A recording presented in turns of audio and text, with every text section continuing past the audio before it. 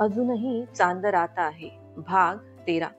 नमस्कार वाचक मित्र मैत्रिणींनो, तुम्ही या कथेला देत असलेल्या प्रतिसादासाठी खूप खूप धन्यवाद. या आणि अशा अनेक कथांचा आस्वाद घेण्यासाठी चॅनलला लाईक आणि सबस्क्राईब जरूर करा. Please please please please please. चला तर आता वळूया आपल्या कथेकडे. बोला मग, पटतंय ना तुम्हाला? तुम्हाला मंजूर असेल तर मी समोरच्या पार्टीशी बोलून घेतो. तुम्ही फक्त तुमच्या सरांशी कधी भेट घालून देता तेवढं सांगा मला. साहिलचा प्लॅन बऱ्यापैकी सक्सेसफुल झाला होता. आता पुढे. प्रपोजल तर चांगला आहे तुझं, पण मला विचार करायला थोडा वेळ हवाय, राणे काहीसा विचार करत म्हणाला. अर्थात साहिलला अपेक्षित होतं ते. ठीक आहे राणे साहेब, पण फक्त खूप जास्त वेळ घेऊ नका हा. समोरची पार्टी खूप वेळ थांबणार नाही, साहिलने मुद्दामच सांगितलं. मी कळवतो तुला शक्य तेवढ्या लवकर. राणीशी बोलून साहिल तिथून बाहेर पडला. जरा वेळातच त्याला दिनेशचा फोन आला. दिनेश कंपनीच्या कामांमध्ये चांगलाच रुळला होता आणि त्याला हवी ती माहितीही काढून द्यायला लागला होता. सर, तुम्हाला खूप महत्वाचं काहीतरी सांगायचंय, दिनेश त्याला म्हणाला. हा बोल. काय होतं? सर, एका फोनचं रेकॉर्डिंग माझ्या हाती लागलंय. राणे काल फॅक्टरीत आला होता, त्यावेळी त्याने इथून कोणाला तरी फोन केला. तेच टॅप केलाय मी. त्या दोघांचं बोलणं आहे. कदाचित तुमच्या कामाचं असेल.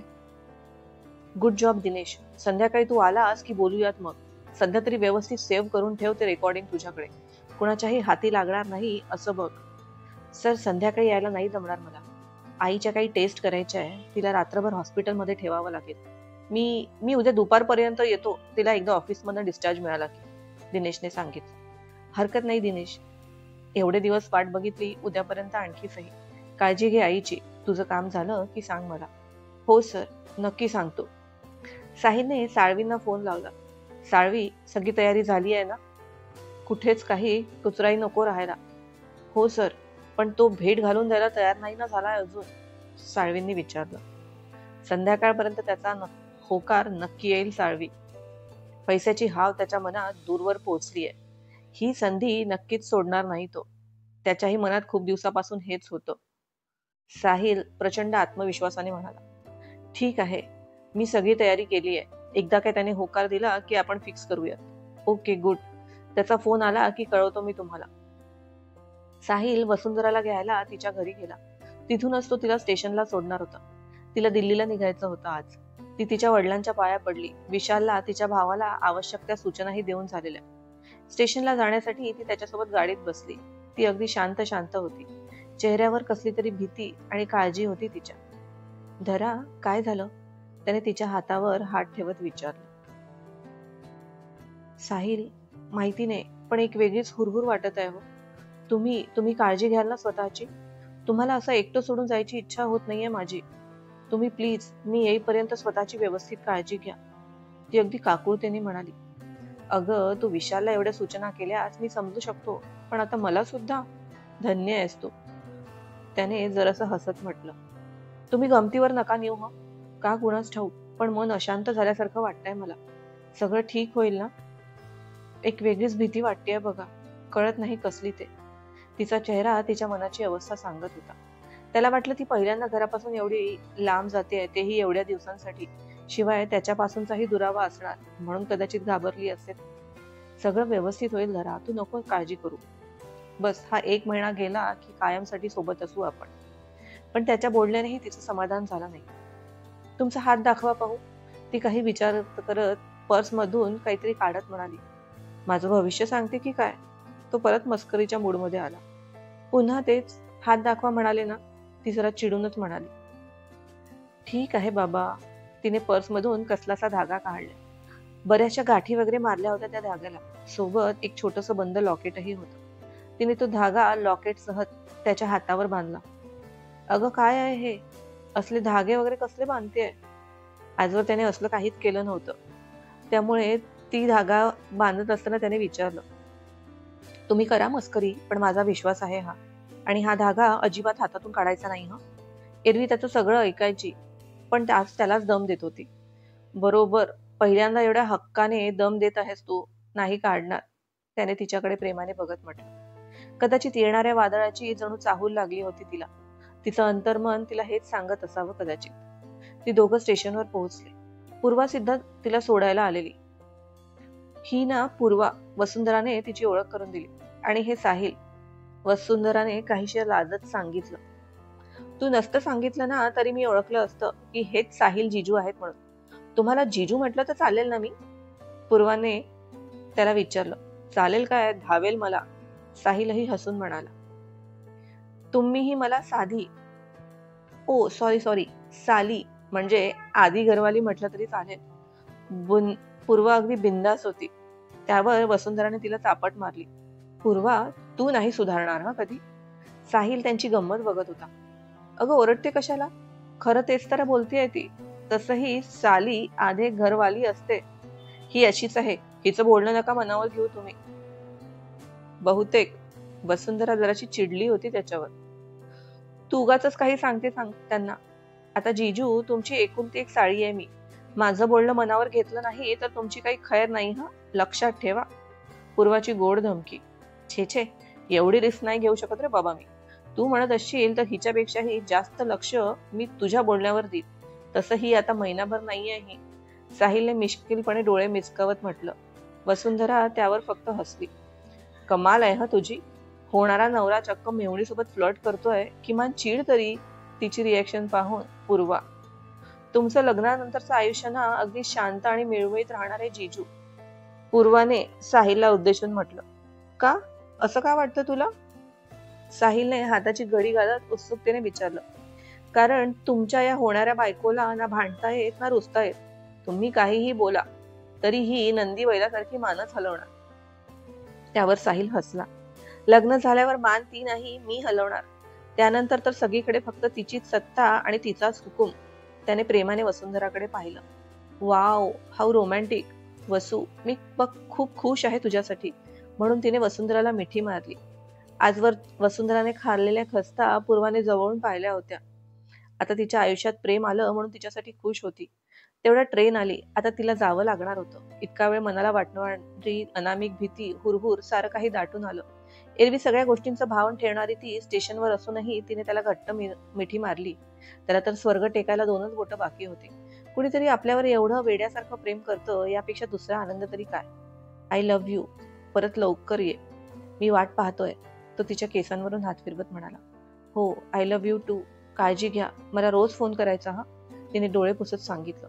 ती त्याच्यापासून बाजूला झाली. त्याने तिची बॅग आतमध्ये नेऊन ठेवली आणि तो खाली उतरला. तिने डोळ्यांच्या कडा पुसत त्याला बाय केलं. ट्रेन दूरवर जात होती तोवर ती दोघंही एकमेकांच्या नजरेआड होत नाही तोपर्यंत एकमेकांना बघत होते. तिला सोडून तो बंगल्यावर आला. संध्याकाळी त्याच्या अपेक्षेप्रमाणे राणेने त्याला फोन केला. हा बोला राणे साहेब, होकार आहे ना तुमचा? हो, मी तयार आहे या सगळ्याला. आहे माझी तयारी. गुड, मग कधी भेट घालून देताय तुमच्या साहेबांसोबत? त्यांच्याशी बोलून त्यांनाही कन्व्हिन्स करायचं आहे आपल्याला. उगाच पुढे जाऊन आपल्या मार्गात त्यांचा अडथळा नको. मी बोललेलो सरांशी, उद्या संध्याकाळी जाऊया त्यांना भेटायला. पण साहिल, तू सगळं नीट मॅनेज करशील ना? त्यांना कुठलाही संशय येता कामा नये. त्यांच्याशी चिटिंग करणाऱ्या लोकांना ते चहातून माशी काढून टाकावी त्याप्रमाणे आयुष्यातून उठवून टाकतात. राणे काहीसा घाबरत म्हणाला. राणे साहेब, अहो किती घाबरताय तुम्ही? आपल्या दोघांमधल्या डीलचा त्यांना जराही संशय येणार नाही. मी सगळी सेटिंग लावून देतो, तुम्ही फक्त भेटीचं बघा. ठीक आहे, फक्त तुझ्यावर विश्वास ठेवून एवढी मोठी रिस्क घेतली आहे मी. कुठल्याही प्रकारचा दगाफटका खूप महागात पडू शकतो साहिल.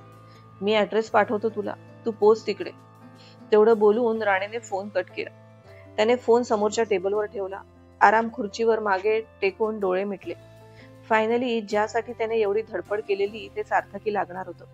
मुंबईत असताना संभाजीनगरच्या प्लांटमध्ये काहीतरी गैरव्यवहार होत असल्याची न्यूज त्याच्या कानावर आली. त्याचाच पाठपुरावा करायसाठी तो इथे आला आणि जसं जसं खोदत गेला तसे तसे धक्कादायक खुलासे त्याच्या समोर येत गेले. सुरुवातीला त्याने दवे आणि क्षीरसागर दोघांनाही मुंबईला भेटायला बोलवलेलं, कारण ही फार जुनी आणि विश्वासातली माणसं होती.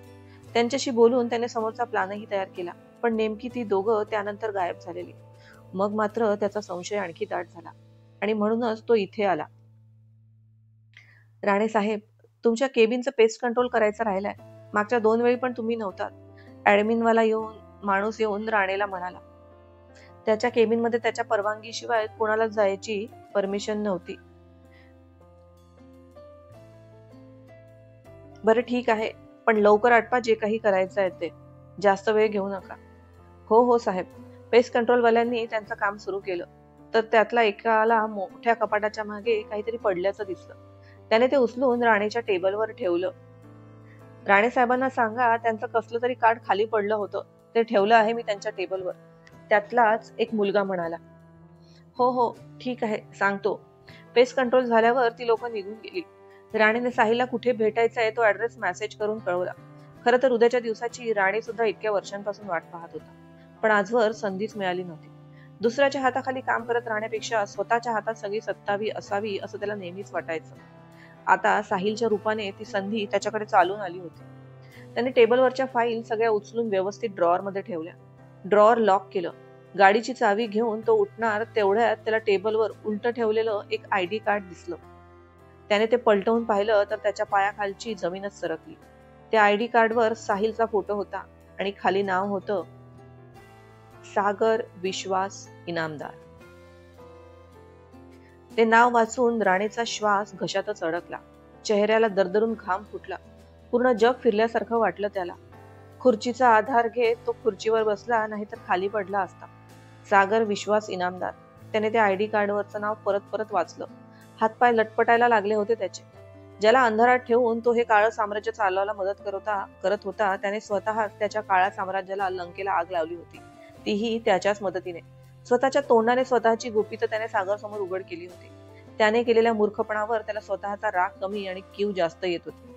विश्वास ऍक्सिडेंट मध्ये गेल्यावर साहिलने बिझनेस सांभाळायला सुरुवात केली. फार तर फार 2 वर्ष झाले होती त्याला हे सगळं पाहत होता. पण प्रत्येक ठिकाणी एवढं जातीने लक्ष घालण्याची त्याला गरज पडली नाही, कारण सुधाकर मदतीला होता.